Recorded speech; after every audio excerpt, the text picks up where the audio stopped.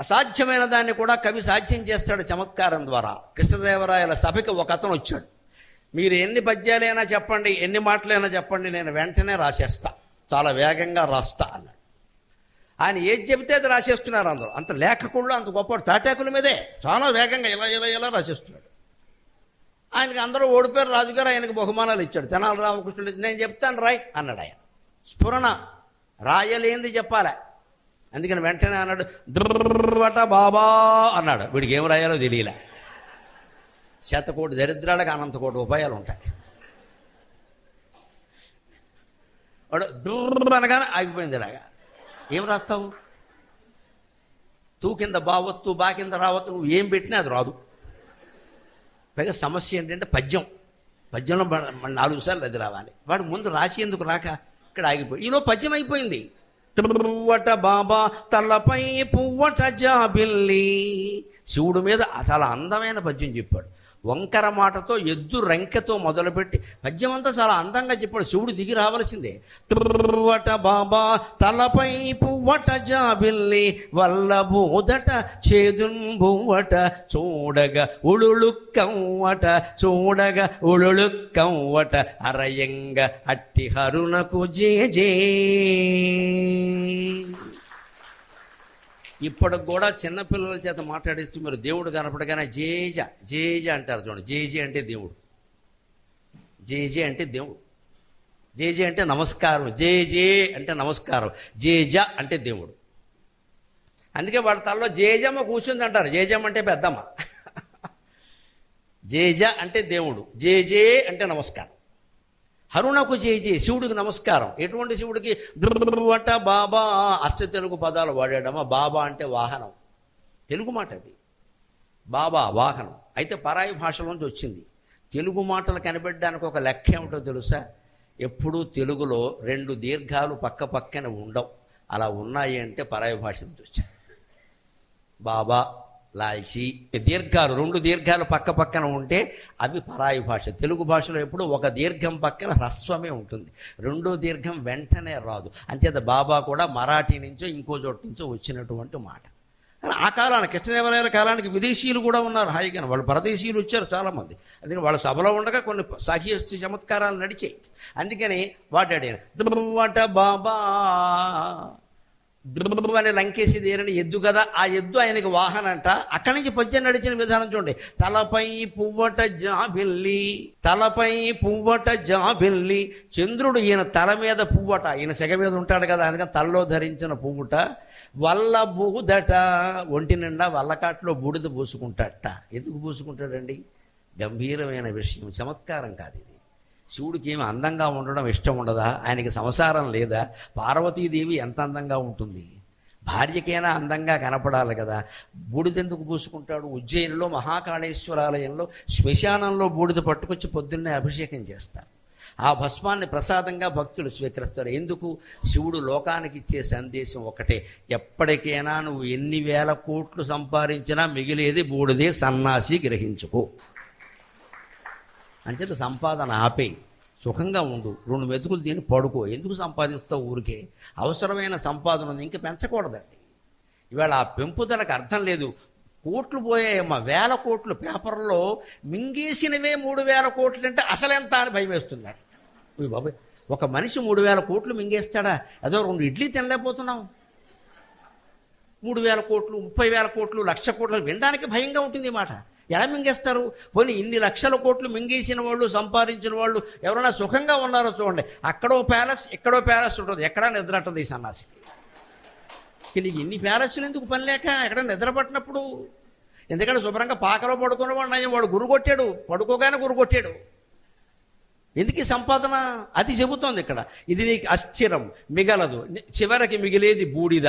నీ శరీరమైనా నా శరీరమైనా కాలిపోవలసిందే, చివరికి మిగిలేది బూడిద. ఈ బూడిద కోసం ఎందుకింత పనిచేస్తున్నావు అని చెప్పడానికి లోకానికి శివుడు స్వయంగా శ్మశానంలో బూడిదను ఒంటికి పూసుకుంటాడు. నీకైనా నాకైనా మిగిలేదు. అంచేత శివుణ్ణి మించినటువంటి గురువు ఉంటాడా? దక్షిణామూర్తి అంటే శివుడే. జ్ఞానోపదేశం, జ్ఞానోపదేశం. వైరాగ్యం పెంచుకోండి, వైరాగ్యం పెంచుకోండి. ఉన్న సంపదలు చాలు, ముందు వాటిని అనుభవించారా? అందుకని వల్ల బూదట చేదును బొవ్వట. పోని తినే ఆహారం ఏమైనా గొప్పదంటే విషం తీసుకున్నాడు ఆయన, చేదును బొవ్వగా తీసుకున్నట్ట. అంతేకాదు చూడగా ఉళుళు కవ్వట. డమరుకం చూడండి, ఇది ఎప్పుడూ శివుడి చేతిలో ఉంటుంది. సరిగ్గా గమనించండి అమ్మ, తెలుగు తల్లుల గొప్పదనం. దీని అర్థం ఏమిటి? ఈ మాట ఎక్కడొస్తుంది తెలుసా? తెలుగు తల్లులు పాట పాడేటప్పుడు పిల్లాళ్ళు ఉయ్యాల్లో పియ్యాలని పడుకుంటే అంట. అర్థం చెప్పమనండి అవ్వండి. నేను తెలుగులో పిహెచ్డీ చేసిన వాడు కూడా దీనికి అర్థం చెప్పలేడు. ఆయి అంటే చెబుతాడు, అంటే ఏం అర్థం చెప్పలేడు. సరిగ్గా శివుడు డమరకంలోంచి వచ్చేస్తుంది.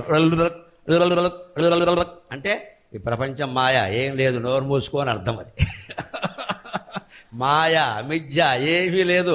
అన్ని శరీరాలు మిథ్య, మనస్సులు మిథ్య, అభిప్రాయాలు మిథ్య, అన్నీ మిథ్యే. ఈవేళ చెప్పిన మాట నువ్వు నమ్మకు, రేపొద్దున ఉండదు ఆ మాట.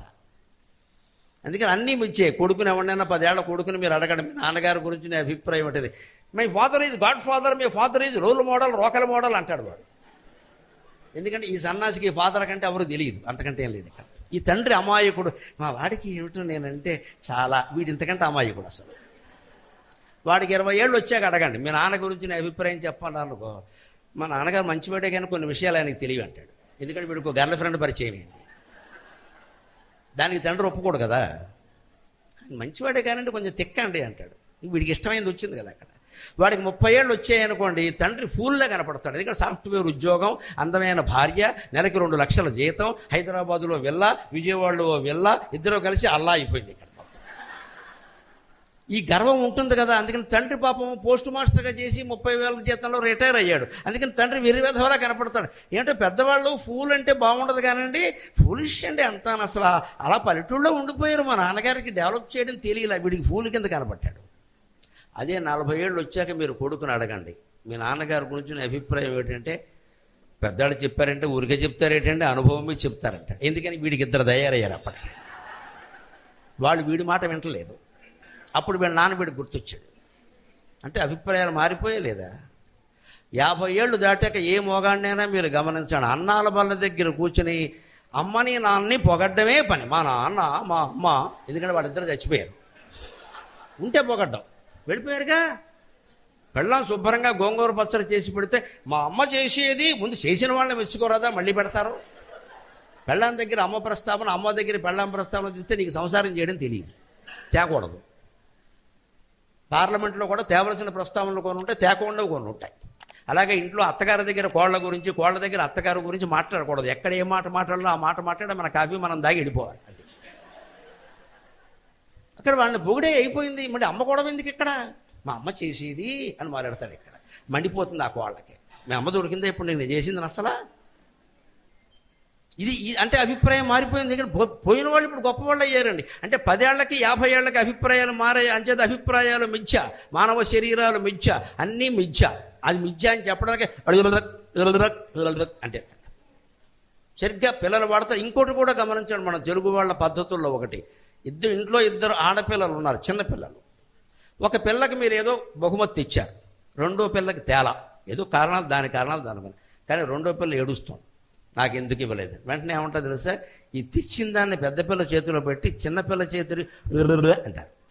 అంటే అది ఉట్టిదే, పని చేయదు, నువ్వు నమ్మకం అని అర్థం.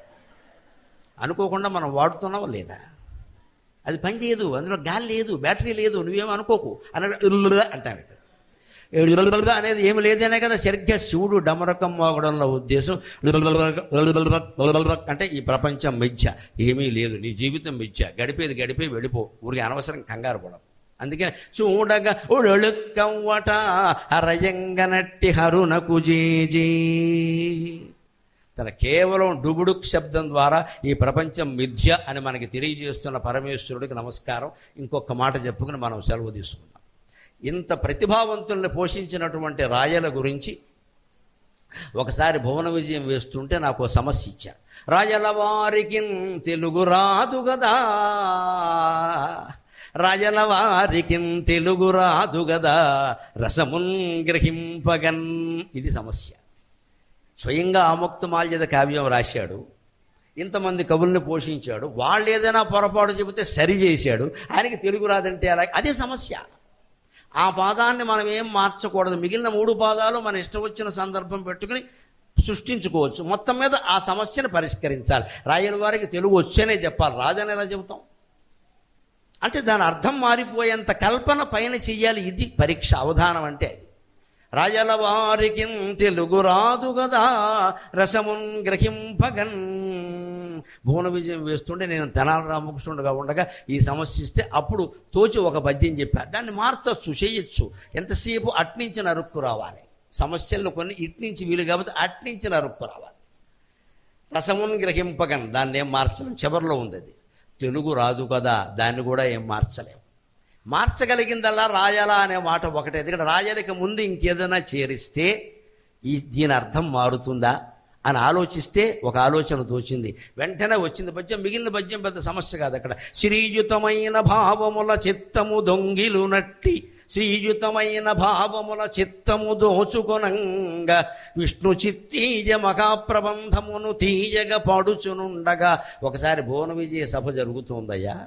అప్పుడు అందరూ వాళ్ళ పద్యాలు చెప్పారు. అందులో ఒక ఆయన, మహారాజా మీరు కూడా ఆముక్త మాల్యద రాశారు కదా, అందులో పద్యాలు చెప్పండి మేము వింటామంటే రాయలకు కూడా ఆనందమే కదా.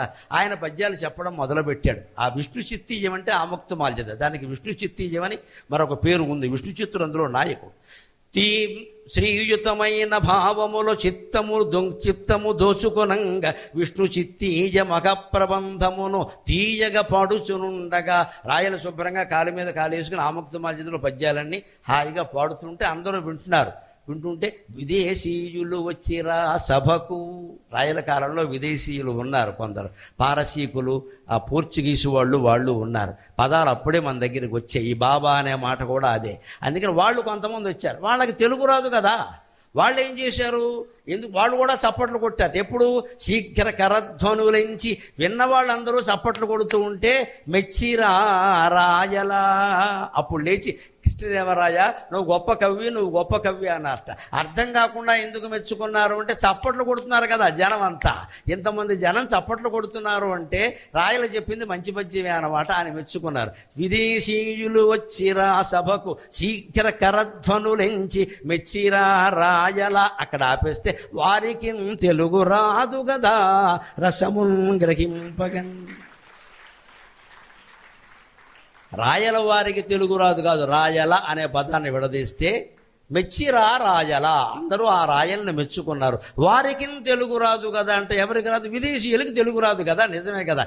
ఇది బ్రెయిన్, ఇది మేధాశక్తి, ఇది అప్పటికప్పుడు పుట్టాలి. దానికి అనేక గ్రంథాలు చదవాలి. ఆ పైన అన్నిటికంటే ముఖ్యమైనది నేను ముగిస్తూ చెబుతున్నా, భగవత్ కటాక్షం ఉండాలి. సరస్వతి అర్చన చెయ్యాలి. అమ్మ ఆపదొస్తే కాపాడమని అమ్మవారి కాళ్ళు పట్టుకోవాలి. అప్పుడే ఇటువంటి పదాలు స్ఫురిస్తాయి. మెచ్చిరా రాజల వారికి తెలుగు రాదు గదా రసమున్ గ్రహింపగన్. ఇంత అద్భుతంగా భువన విజయ సభలో చమత్కార పద్యాలు నడిచాయి. ఈ చమత్కార పద్యాలు మీ విద్యా జీవితాలు, కుటుంబ జీవితాలు, సాహిత్య జీవితాలు, సమాజంలో జీవితాలు అన్నీ బాగుండడానికి, అందులో ఉండే ఒత్తిళ్లు తొలగిపోవడానికి, మనోహరమైనటువంటి సరసమైనటువంటి జీవితాన్ని గడపడానికి ఏమాత్రం ఉపయోగపడినా నేను ధన్యుణ్ణి. నాకు ఈ 4 మాటలు నేర్పిన మా అమ్మ ధన్యురాలు. స్వస్తి.